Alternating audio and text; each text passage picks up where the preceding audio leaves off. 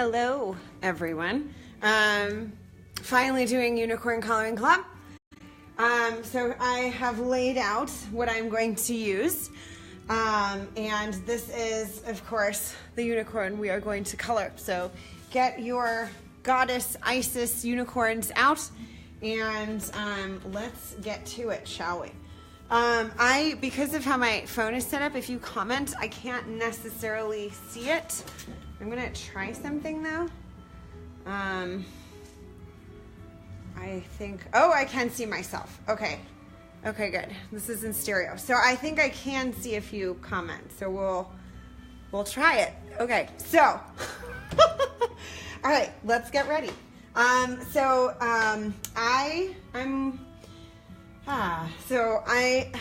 been a long day. It's a long day, and if I don't do this now, it's not going to happen for a while. Normally speaking, your regular scheduled programming will be on Sunday afternoons, and probably every 2 weeks. But it's the holidays and it's crazy, and I was in LA yesterday having fun on a Viking ship. So sometimes Viking ships call and I must answer. So so today we're gonna do it, and let's get started. So I'm gonna start with some watercolors. Just getting some of my essential tools. So I just want to kind of put some color in a couple places and then let it dry. So I'm just putting some water and some brushes together. This is my handy dandy water holder. So for watercolors, for those of you who have never used watercolors before, watercolors basically like you just kind of work in the actual paint itself. And then you go kind of up here, or you can have like a separate palette where you can mix them if you want to mix them. I'm just going to keep it like pretty simple. I just want to get some kind of lovely gold action going on. I want to get it like extra watery. If my cat jumps, and my cat is down there. So that's what I'm Chi-Chi-Boo. Be a good girl. Okay, so these are gonna be watery. I want a little splash here. And I'm gonna just let that kind of run down. A little more yellow in there. So to get those lovely like drip effects, you can just blow on it. And see, look, it's nice and drippy. We're gonna do that on another one. I want another drip right there.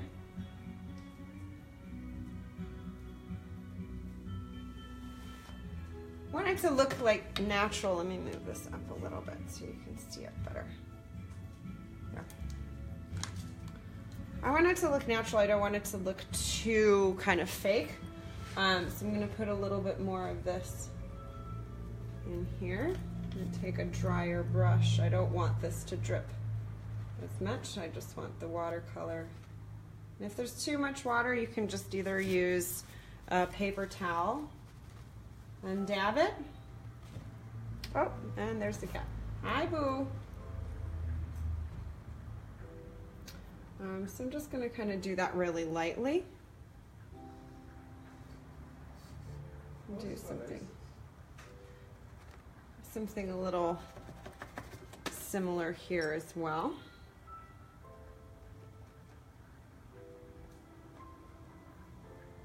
And then I'm going to actually take this and fill this in. So while I'm kind of painting in her hooves, I want to talk a little bit about Isis. Who is this? Why did I choose to paint her? So this is, again, the goddess Isis.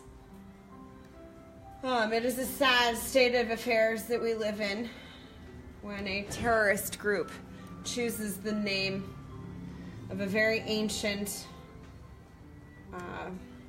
not a wrathful, not an angry goddess, but a goddess of love, of motherhood, of rebirth. She rescued her lover and her husband, and went to the ends of the earth for him, Osiris, who is the king of the underworld, if you will. And she is a mother of Horus, and Osiris is Horus's father. Horus is the falcon-headed god, if you've ever seen a picture of that before. I'm going to just kind of do a little bit of this here. So she's good stuff, you know. She's not, there's definitely, I know it's, you know, the acronym stands for things, and there are different ways of actually saying that acronym. But the one that we have chosen to be all familiar with is the Isis one, again, which is a sad, sad thing. But I want to talk about her, actually. So they, okay, so that's lovely, right? We're just going to kind of keep it at that.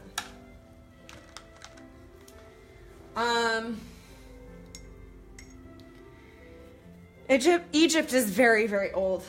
I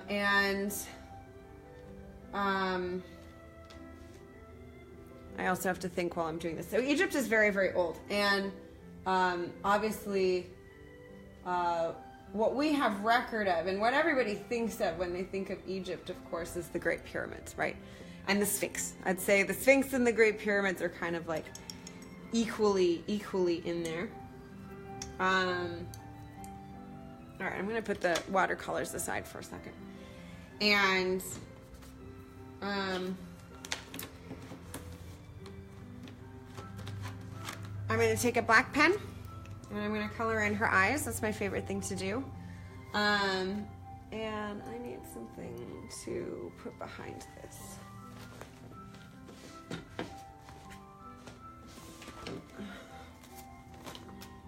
Oops.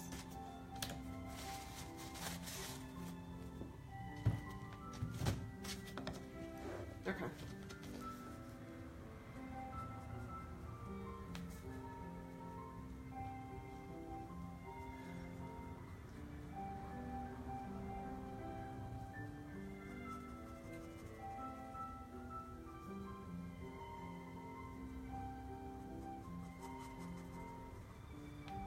So no one actually knows how old the pyramids are. There's a lot of conjecture. There was just something very recently about how they found a new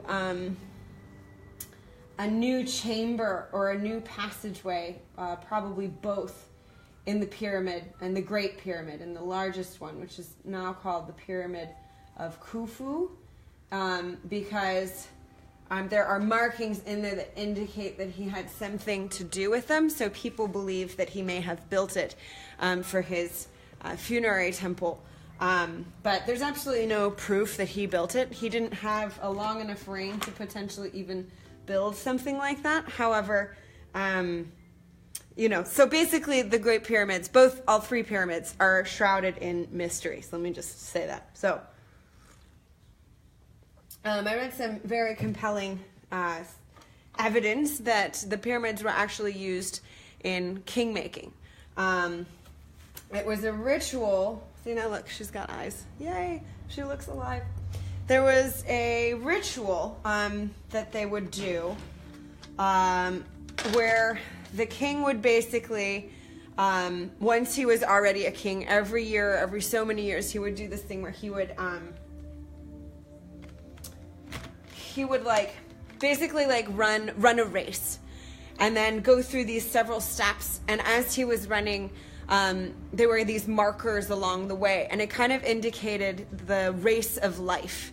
And those markers, and as he progressed through this race, was kind of the circle of life, if you will. So he was born, lived, and died in this race that took place over the course of a day.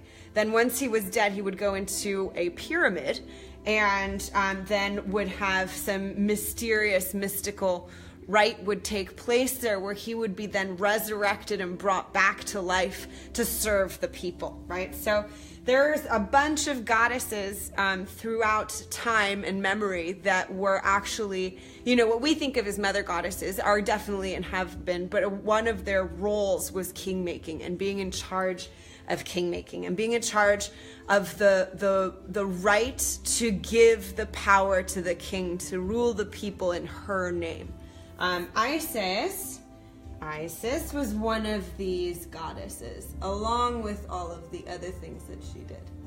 So in that way, she's a very, very ancient symbol, and a representative of something that has been around for as long as kingship has been around, which is a very, very, very long time. Okay, so now I'm taking these wonderful pens that I got in Disney World in the Japan Epcot area, and I'm totally in love with them. They are, check this out, they're brush pens, and they're, it's SAI is the name, Sai is the name of them. They are just miraculously yummy.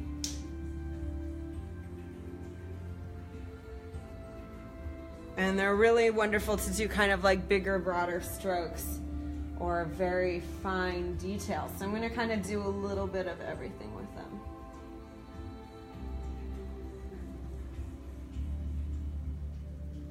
So I'm coloring in her necklace.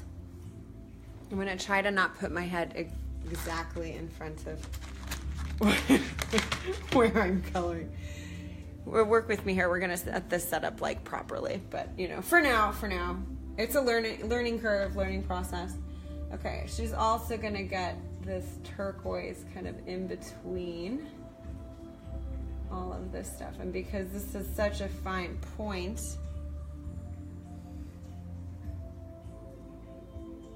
I can get it really nicely in there.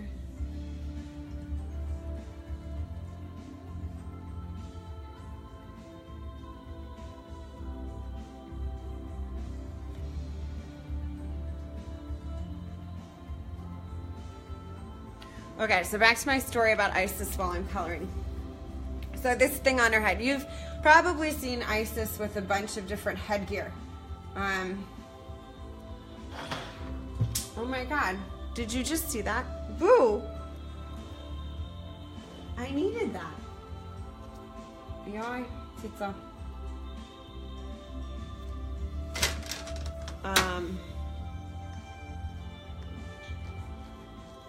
Boo. Like we were trying to, ooh. We're trying to like feed her so she doesn't be bad, but of course what does she do? She's being bad. Okay, what else do I want? I don't want to overdo the turquoise, but it is such a lovely color. Okay, so these on her feet are water lilies.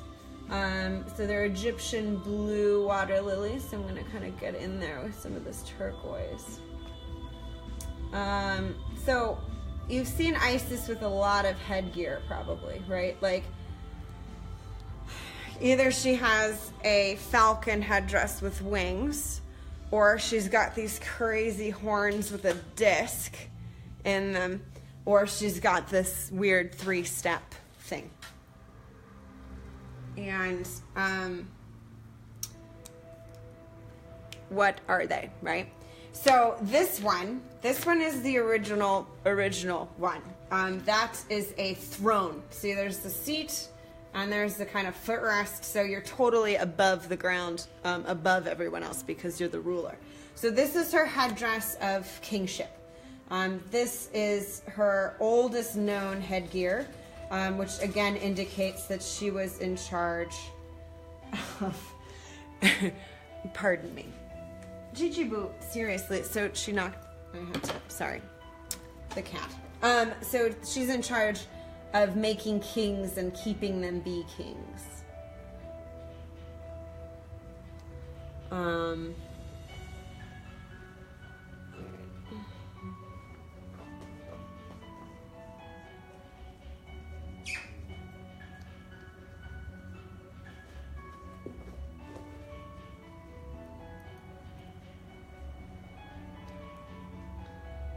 Okay. So I'm just kind of working with that blue, getting some nice colors in there. I'm gonna get under here a little bit with that blue. I love this color.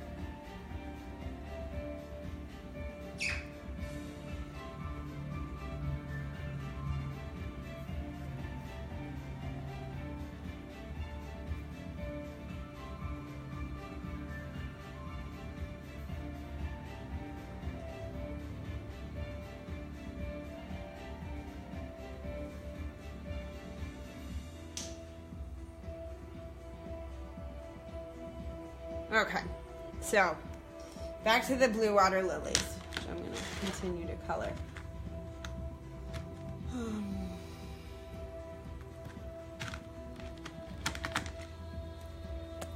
So blue water lilies have magical properties.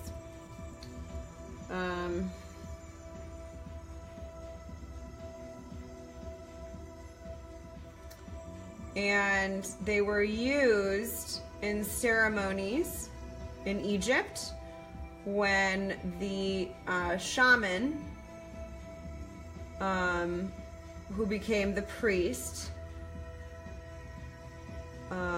wanted to initiate someone into the magical system of Egypt. So they were made into a wine that made whoever drank it see pretty things that belonged to another world. So the blue water lily, the Egyptian blue water lily, looks very different than, say, the water lilies you see in like Tibetan art or Buddhist art. The Buddhist art, which is called, it's Nuciferus palumba, is the Buddhist water lily, is very pink and lush and like big, you know, and it's got those big centers. And has a very particular like thing going on. And their thing is that the water lily blooms through the muck and blossoms perfectly clean and pure into this really lovely flower, right? I mean, and the water lily in Egypt has a very similar connotation. It's just, incidentally, somebody ate one once and realized what happens when you do. As you do with whatever it is. Because over the many millennia that we've been alive, somebody ate everything. And they either died, they lived, they were okay, didn't feel so good, felt great, or realized that they could see magical things going on in the world. The blue water lily was of the later. So, just kind of filling in some of these itsy bitsy little details here.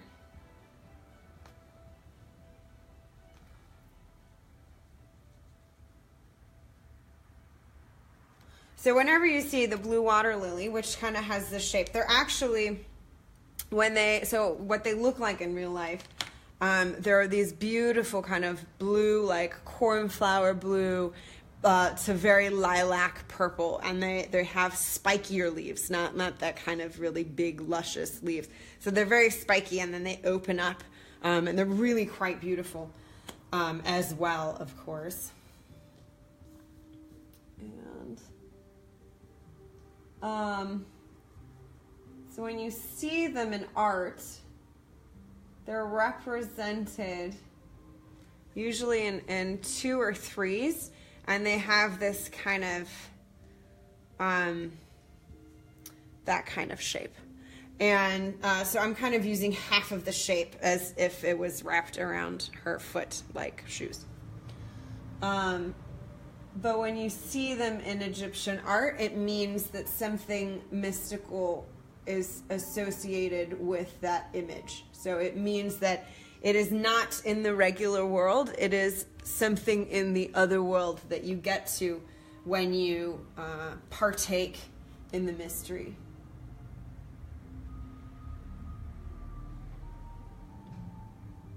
So because that is part of Isis's deal, she usually has blue water lilies somewhere around her when she's depicted in the art.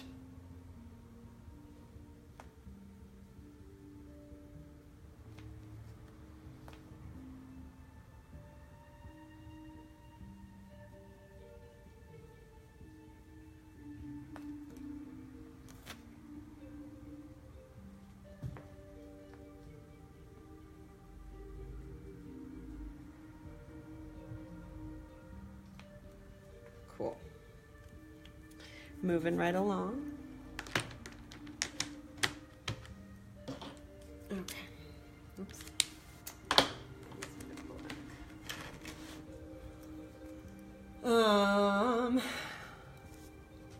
I'm gonna do her eyes a little bit more. When I color, I kind of just go all over the place. I try to keep the color, like if I have one pen, I try to use it on everything I want to use at the same time, just so it's not annoying to like keep opening and closing the same pen. But at the end of the day, I'm just kind of all over the place. I don't start with one thing and then go to another thing. I just kind of keep working it in the round. So kind of I can tell what it needs as it goes along.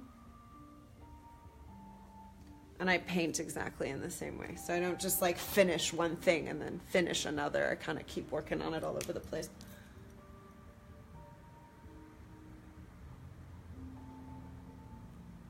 So I'm putting on some heavy eye makeup on her. Egyptians would wear kohl on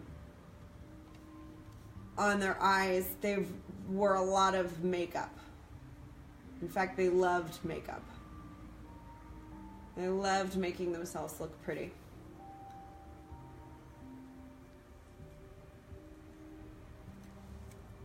So there, she's very Egyptian now. And even now, if you dress as an ancient Egyptian, like what do? You put a ton of black eye makeup on, right? So, but there's super cool stuff. Like when you go to any museums that have ancient Egyptian artifacts, you can always see these absolutely beautifully decorated little boxes, and they're for eye makeup. So you would get it, and there was like a thing, like a little tiny little paddle paintbrush thing that you would get and like go into the kohl and like dip your eyes. I can't off the top of my head recall what the kohl was made out of, but it's very cool. All right, moving right along. Let's do some red. Do I want red? Yes. I'm gonna do some red here. Made out of grinding an element called stibnite.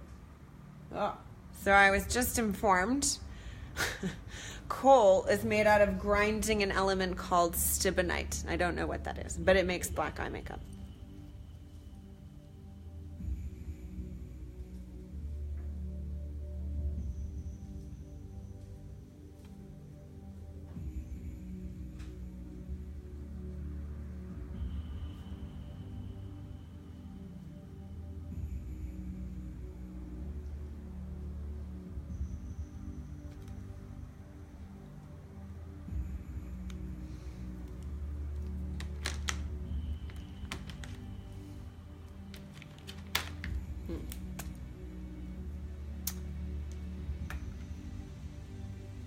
That's pretty.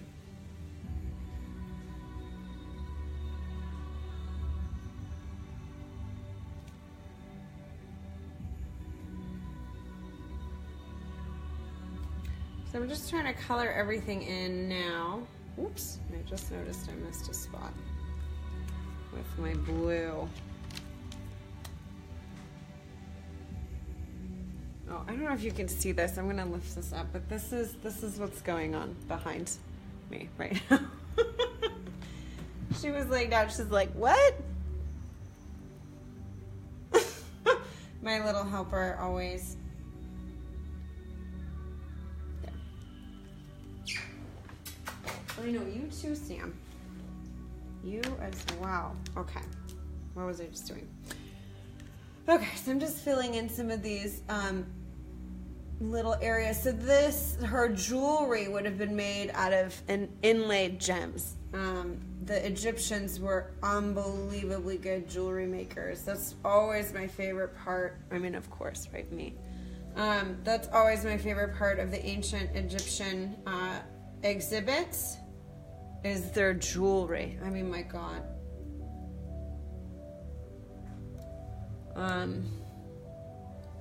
I like jewelry and back in the day wasn't just to make you look pretty. I mean, that was definitely still part of it, and it's always been a part of it. I mean, it's jewelry. But a huge part of the importance of jewelry was for protection. And they were always imbued with magical elements to protect people and their wearers from whatever, from trouble, from sickness, from disease. And they often, they were placed in particular places to protect that particular place. So some of these giant necklaces were worn to protect the throat and the heart and the neck.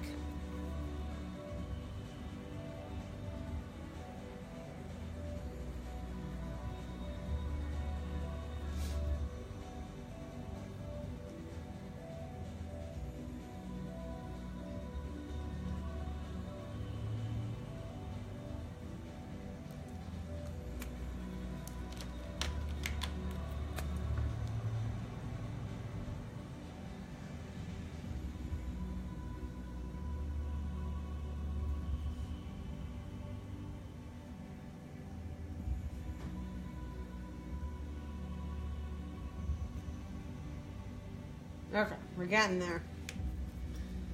The little details. All right, I want more of a gold color. I'm gonna kind of fill in here.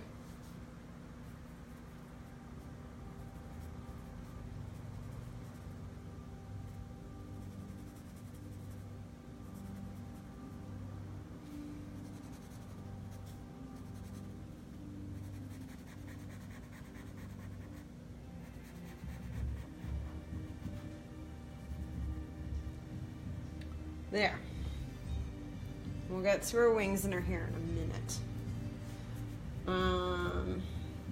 Oh, I need to fill in that too, don't I? Let's use something that's gonna stand out. Maybe orange.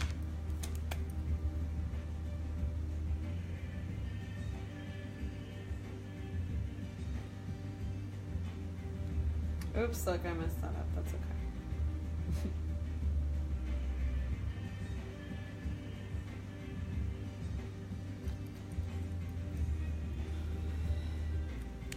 Okay.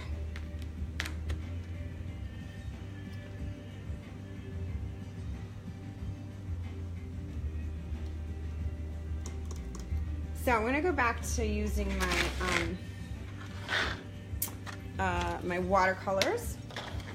I want to work on her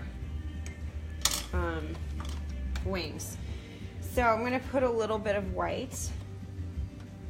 I only use white. Chichibu, no, seriously, Baba. I only use white when I want to actually change the color a little bit, because obviously, like, if you just want the color lighter, you just use more water, right? So you don't need white to make the color lighter, but you do need it to change the color into a different color that you want to make lighter, right? So that's what I'm doing. I'm just kind of mixing a slightly more pastel turquoise here that I kind of want really some watery, and I'm just going to kind of loosely, oh, that's like way too light. Gotta test it out first. There, that's good. Just gonna really loosely go in here. I'm not super concerned about staying in those lines. I want this to look a little more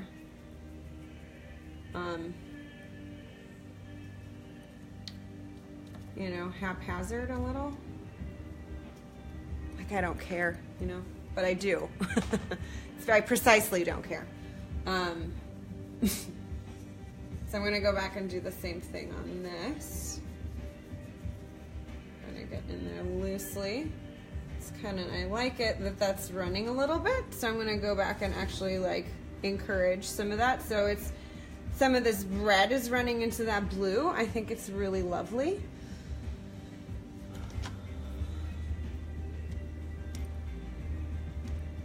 It's always terrifying to do this. There, okay. Just a little. You don't want too much. There. Okay. Ah, that freaks me out because you don't have control, right? It can go anywhere. Michael? Yes? Can you check on the rice? Yep. Thanks. We're multitasking.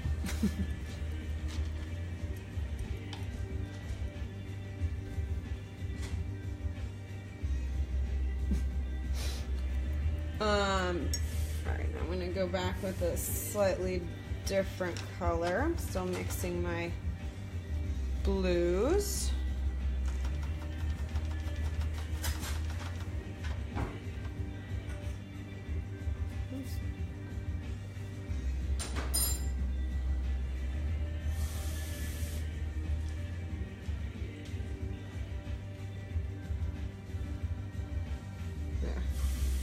It's a little different. Looks lovely.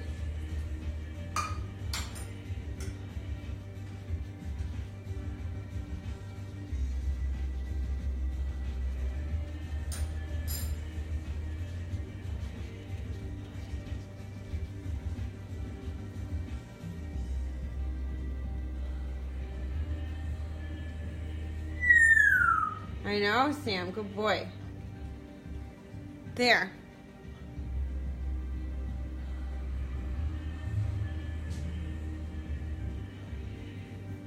Awesome. So I'm going to do a little bit more on that side.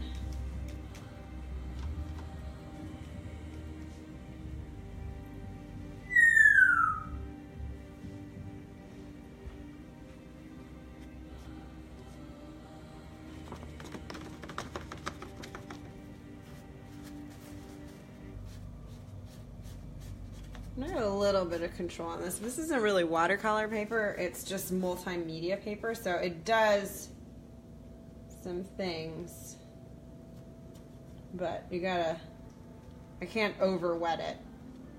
There, that's what I want. That's what I wanted. Okay, there. That's a good way to do it. All right, cool. There. All right. All right, we're getting there. She's developing, right? She's got wings. I'm gonna work on those inner ones. I want those a little more defined. So I'm gonna put this back down.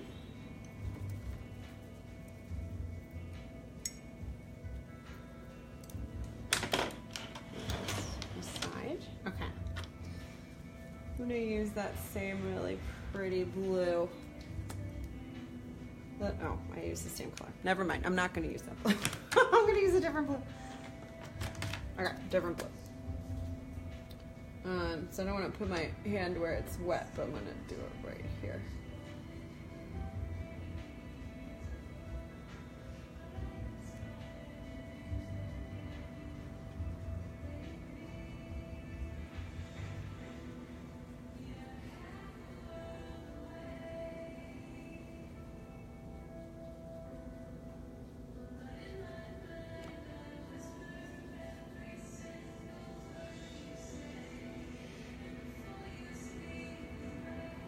There. Lovely.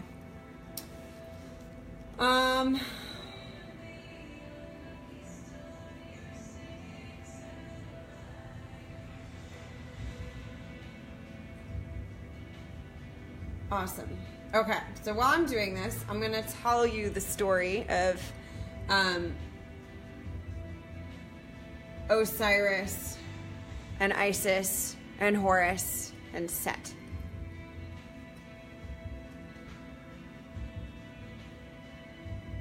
There's a couple different versions. Traditionally, the one that everybody talks about is the one that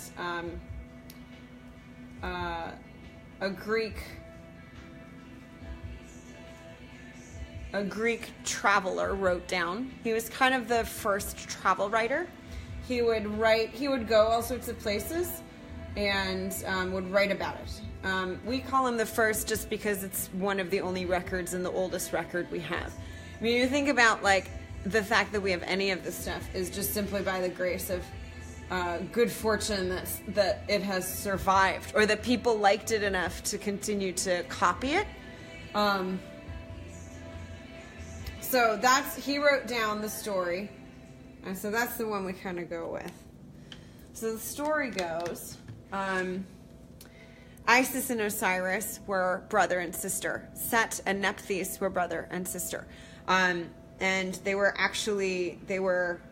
twins. So there were two sets of twins, but they were all brothers and sisters, really. But two of them came out at the same time. So they were cosmically linked from the very beginning, and they loved each other. And Osiris oftentimes is portrayed as green because he's the god of crops and growing and growth. So it's also funny that he's also the king of the underworld, but he gets that title much later. Okay. I need a color for that. Let's do yellow because that's going to look really pretty.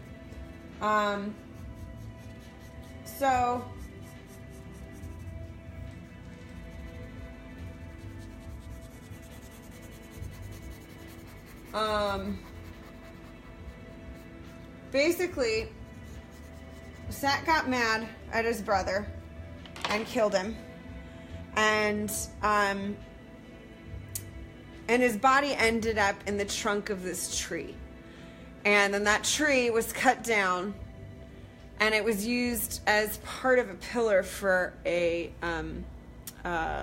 castle. So Isis was totally distraught that her lover brother was dead. And she's going all over the place trying to find him. And she looks everywhere, and just can't, it's just, he's gone. And she's like, he can't be gone. So she asks absolutely everybody. And so she gets this little tip that Osiris is in the palace of this ruler. And so she goes over there and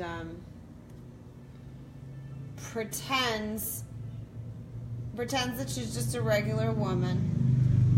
And starts to become, or gets a job as being the nursemaid of the, gets a job as the nursemaid of the kids. And so she's kind of roaming the castle looking, and she's like, Osiris has got to be here. I can feel it. And so she's looking for him. And she finally stumbles upon this pillar. And then she realizes that he's in there. And so events take place where she reveals her true self, which, if you've had a mystical vision, the deity, the goddess, is so beautiful and terrible at the same time that you can't look at her. It's like too much. It's too much. There's a wonderful passage in, is it the Mahabharata? Yeah, Mahabharata, where Arjuna looks at Shiva, right? Michael, is it Shiva? Vishnu. Sorry, I get them confused. My bad. I'm bad Hindu. And looks at Vishnu in his full aspect. He's like, I can take it. Just show me what you look like. And so, Vishnu's like, no, you can't, dude. You can't. Like, you're just gonna die. And he's like, no, really, I can take it. I'm open. I'm ready. And so he shows him his true aspect, and of course Arjuna's like, just totally freaks the fuck out. Like, of course, because he just looked into, like, the abyss of infinity. I mean, who wouldn't freak the fuck out? And, oh, sorry, if there's kids watching. But, of course he freaked out. So, it's very similar. So they see Isis in her full, real form, and they freak out. And so she rips out the pillar from the castle and reveals Osiris's body in there, and just takes him and whooshes off. And so now he's dead, and she's super upset, and takes him to this island and tries to resurrect him, because she can, because she's a goddess, right? She's just not any goddess. She's like the goddess. And so she does, it works. He kind of becomes zombie Osiris for a while. She's stoked. And they, do the thing that they do to make a baby. And they do. And so she's pregnant. And so Set, who's the brother that killed him in the first time, who was super interesting because, so a lot of Egyptian gods have animal heads.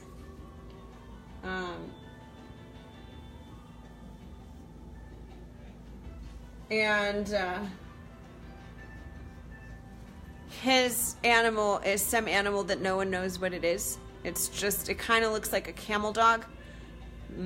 Camel dog, jackal, alligator kind of face. Like, no one knows. So, Set is some strange, like, being from, like, another world or something. Like, literally. But, so he's like, okay, all right, this time you're done for.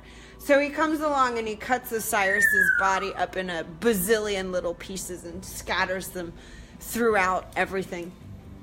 And then Isis again is super distraught and mad, and so she's gonna punish him. And you think you're like, Set's done for. It's Set. She's over it. And but instead she just basically like slaps him on the wrist. And then she's got to go along and collect all of Osiris's body parts that are now scattered everywhere all over. And so she does, finds most of it. And so she puts them back together again. And then that's when he becomes the kind of figure that everybody's used to seeing him in. He's like the mummified, God with the two things that he's holding, which are specific, and I'll talk about that if I ever do one of these of Osiris. And then he becomes the king of the underworld, because now he was resurrected and then really cut apart. Isis tried to work her magic again and brought him back, only to the effect that he could now only be among the dead. And they have a kid, and the child is it's Horus, the falcon-headed god. And yeah, they lived happily ever after. Not really.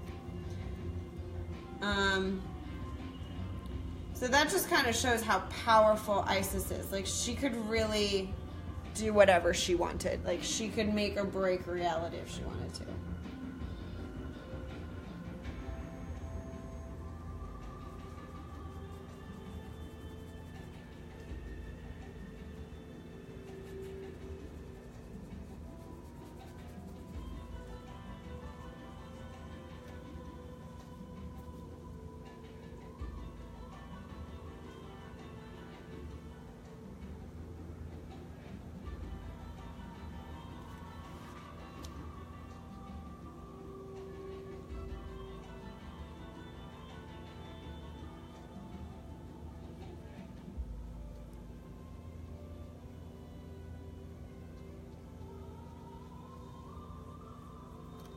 So,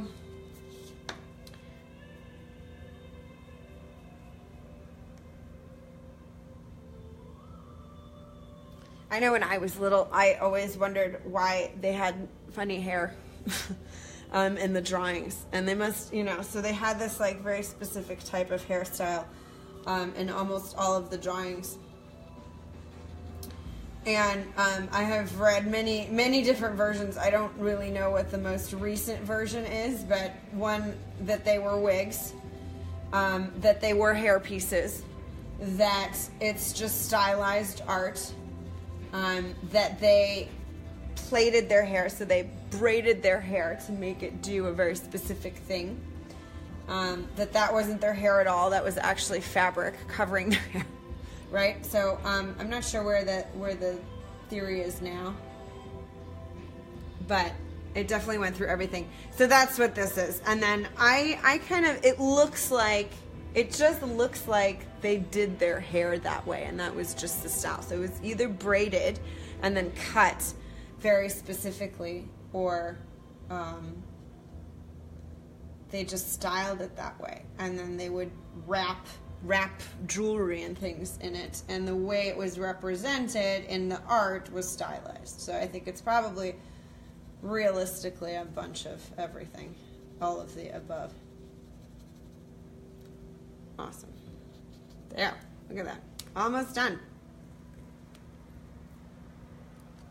So move it so you can see it a little better. See, we've really come a long way. We're getting there.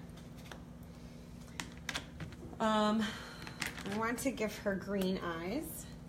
I'm going to do this really lovely Wow, pretty. green. Thank you. I know, Sam. And she has pretty turquoise eyeshadow.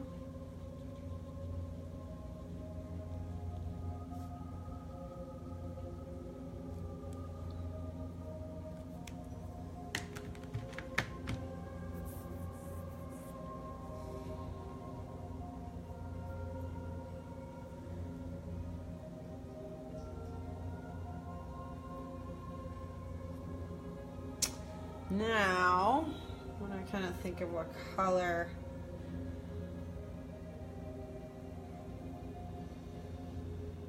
I want to make her.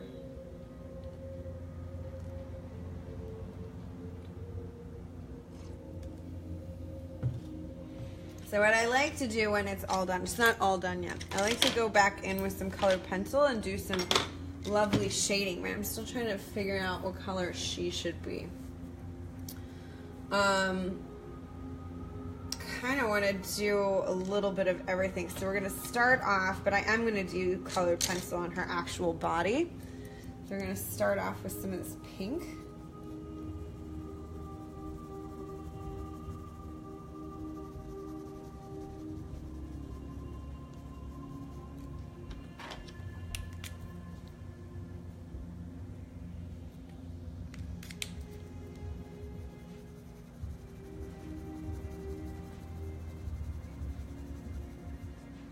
I'm going to do it where the shadows are first. I don't want her to be totally pink. I just want her to have it's a light pink-ish.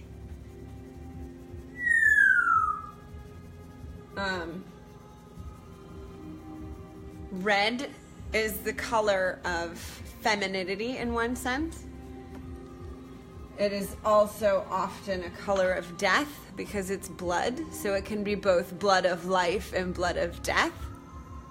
So oftentimes ancient cultures would paint their mother goddesses red because mother goddesses, as in the Osiris story, are both part of life as well as part of death. They could birth you into the world and they also took you away. So they were kind of the ones responsible for the entire circle of everything coming and going into and out of being.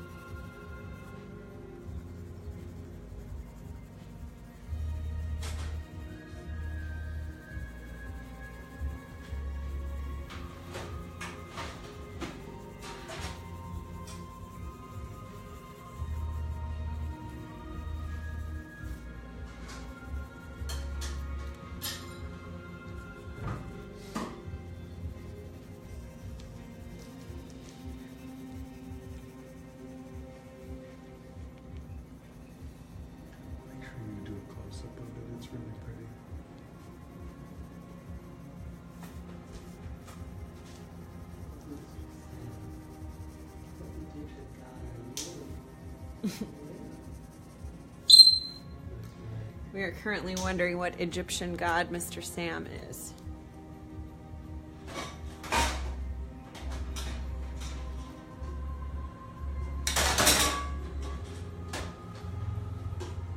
I have my bets on Nut.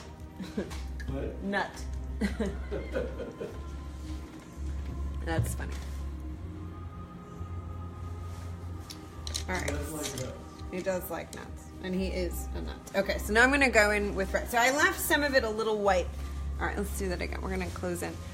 So I left some of it a little white because that's gonna be my highlight. I'm not gonna color her in one solid color. And here, right there, you can see that better. So we're working on it. So I'm gonna go back in just with the shadows. Sometimes if you just put color in the shadows, it implies color, which is a lovely tool when you don't need to color the whole thing in, it's just more light.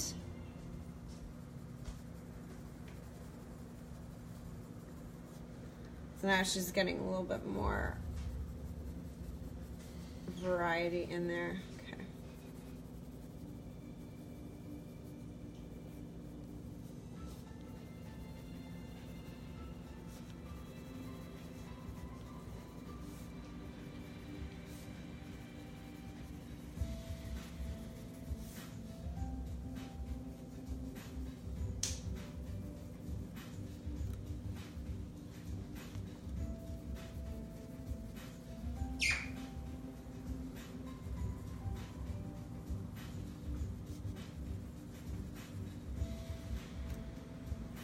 There. All right, so I'm gonna go with one darker, if I can find it. And even I'm gonna do a purple when I'm done with that one. Okay, so I'm gonna go in again. This is a little more scarlet. So I'm not gonna do that color everywhere. Just a little bit. In the places I really want it to stand out.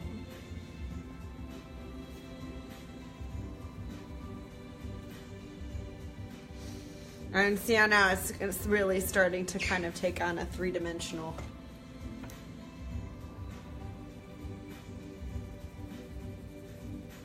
So last I'm gonna go in with some purple.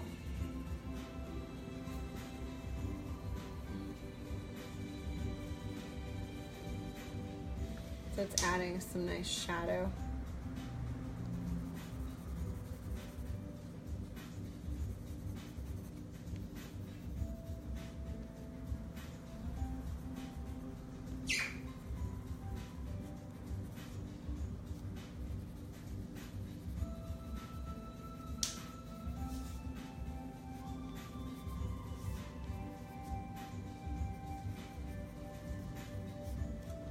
There.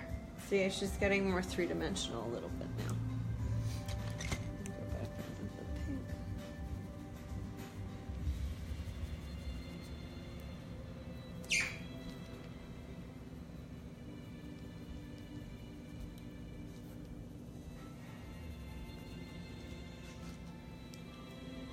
All right. So for her eyes, I always like adding some shadow in there.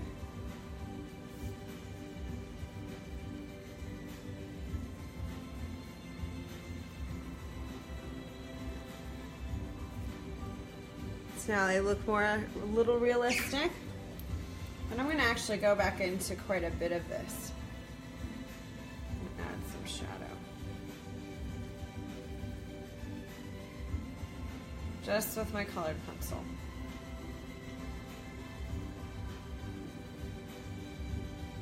I like using blue or purple instead of like black or gray for shadow.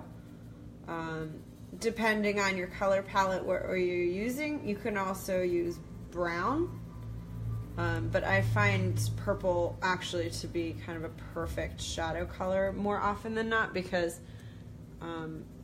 mixed on top of other colors it creates a more realistic and natural shadow.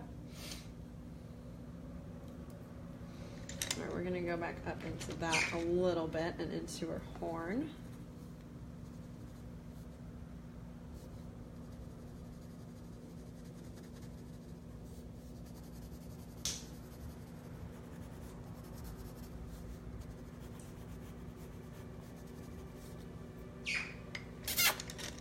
All right, Mr. Sam.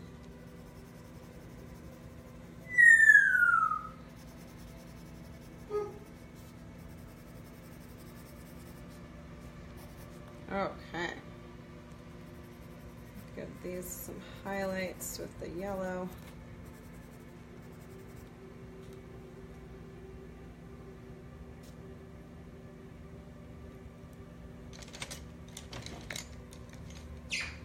And then if I want an extra kind of dark shadow in here, go in with a little bit of blue.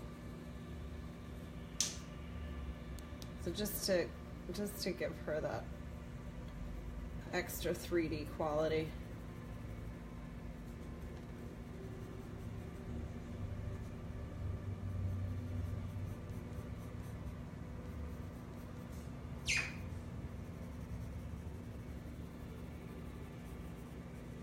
Just a little bit on the ends right there.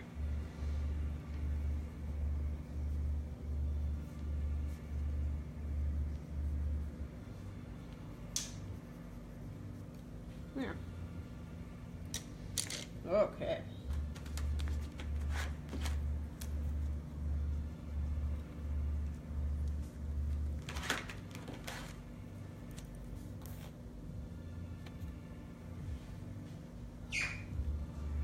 Awesome. Last but not least, I'm gonna go into this and do some highlights on her hair.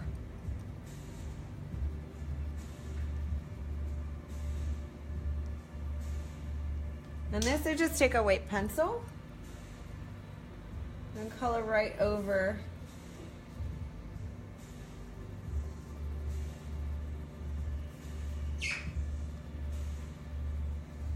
the black marker.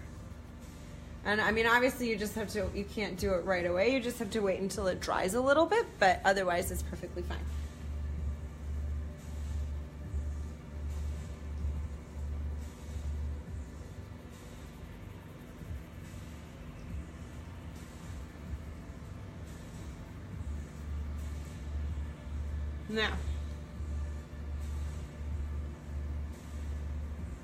Now that kind of gives it more shape and more structure. And then I'm also going to give her eyes a little more.